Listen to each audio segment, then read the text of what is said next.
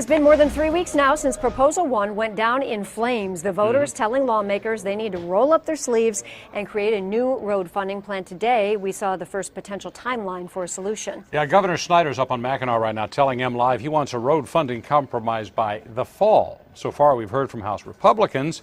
They have a plan. They want to base their plan about redistributing money already in state coffers rather than significantly raising your taxes. To quickly recap for you now, their plan would eventually raise $1 billion for Michigan roads. Part of that relies on cutting the earned income tax credit and using funds that go towards the Michigan Film Incentives Program and the Pure Michigan campaign. It also relies on hundreds of millions of dollars from the general fund, even if the projected growth doesn't come through. But some of those ideas have drawn sharp criticism, including that plan to eliminate the state earned income tax credit. A recent analysis by the Michigan League for Public Policy found this would impact about 820,000 families in Michigan. Just a few years ago, the EITC was already reduced from 20% to 6%. At this level of funding, it's estimated it will keep 7,000 working families just above the poverty line. House Republicans say cutting this tax credit would give Michigan an extra $117 million to be spent on roads. And joining us now are Gilda Jacobs, President and CEO of the Michigan League of Public Policy, and Annie Patnaugh, Deputy Director of Americans for Prosperity Michigan. Thanks to both of you for being here to talk about this. Gilda, we want to start with you if we can. We know that if Proposal 1 would have passed, it actually would have raised the EITC. How did we go from that potential raise there to the idea that it could be cut now? Joanne, that's a great question. I mean, the irony just is sort of astounding. This House Republican plan is so short-sighted. It's basically robbing Peter to pay Paul.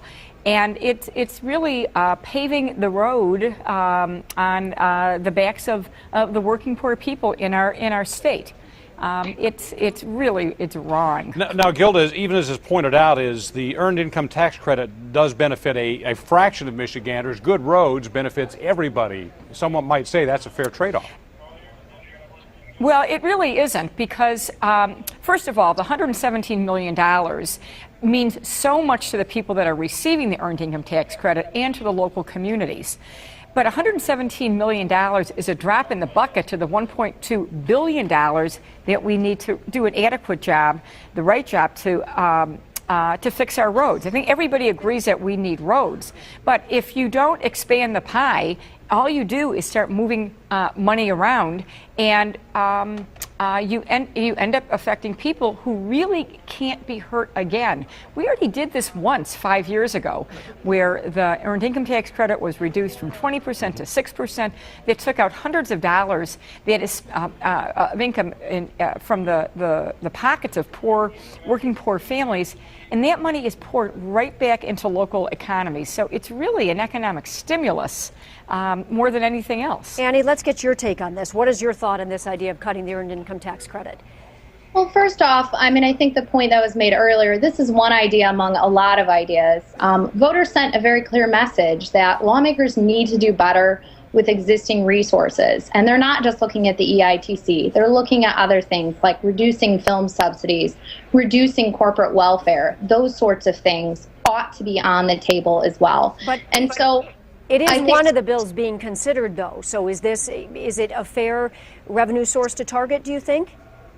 Well, it's definitely an expenditure out of state funds, but I think that things like film subsidies, things like the hundreds of millions of dollars doled out by the Michigan Economic Development Corporation, legislators should be looking at everything, at all of these things. Now, Annie, let me get your take, if I can, on this. When voters turned down Prop 1, were they saying no new taxes, or were they just confused about where the taxes were going to go? What do you think? They were saying, do better with what you have. And I think that voters were also saying, we're not sure that you've done a great job with existing resources. And I saw that with polls where, voters who were asked, if this tax hike makes it over the finish line, will the roads get fixed? And a huge percentage of voters said they won't. And they sent lawmakers back to do the hard job, I think, of making tough decisions. I think it's a little ironic that the Michigan Municipal League is so concerned about how this will affect low-income families when they backed Proposal 1, which was a $1.9 billion tax hike not just on low-income families, but on middle-class families, on everybody. And that hurts our economy. I think the best thing we can do for the working poor is to ensure they have jobs, ensure they have a good economy to bring that money into their families. Gilda, you've got something, do you want to react to that? Well, first of all, we're not the Michigan Municipal League. We're the Michigan League for Public Policy. And I differ with the reason why this proposal went down in flames. People were angry at the legislature for not doing their job. It's number one. But it was a very, very complicated proposal. And when you have a complicated proposal, generally people will vote it down. They weren't saying they didn't want the earned income tax funded. That's not at all what they were saying. Now, were you saying that So people were really okay with unfair. new taxes? Were people saying it's okay to raise taxes? Yeah, I mean, actually, the polling that was done, after the proposal failed, people said we're okay paying more taxes. We'd even pay a sales tax as long as the money just went towards the roads. They didn't want the complicated, other laws that were attached to it. Right. Do you think realistically, Gilda, I'll ask you, realistically, can we get a deal that does not include a tax increase of some sort, do you think? I think that's pretty short-sighted because as it is, our economy has not rebounded to the place where we have a lot of excess money. I think that we probably need to have some kind of a tax increase and not be, as I said before, trying to shrink the pie. When you use one-time budget fixes, which is really what they're trying to do right now, that doesn't solve the problem in the long run. Andy, I'm they going to really guess. need to see what are we going to do, 5 years Andy, from now. I guess you disagree with that you think we should do this without taxes. Well, absolutely. I think that lawmakers need to work toward that direction, doing it with as little new revenue or no new revenue as possible. And I apologize for incorrectly stating your organization's name, but once again, you guys supported a massive increase in the gas tax, last year, and that hits working families very hard. I think we need to look at everything. Like I said, there ought to be no expenditure out of state coffers that isn't looked at, that isn't examined.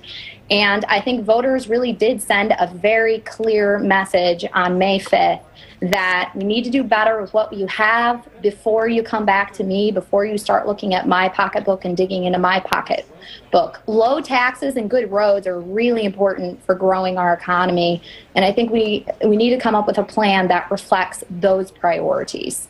Okay. Thank you both, Gilda Jacobs and Annie Patnode, for your input on this. And everybody's still debating this, and they will for a while, but the governor wants to get this done by fall. That's right. And Gilda, just before we go, all of us here at Channel 7 just want to extend our deep condolences to you for the loss of your daughter in that Amtrak train crash. We haven't talked to you since then, and we just want to let you know we're thinking about you very much. More Action News in just a moment. Thanks, Joanne.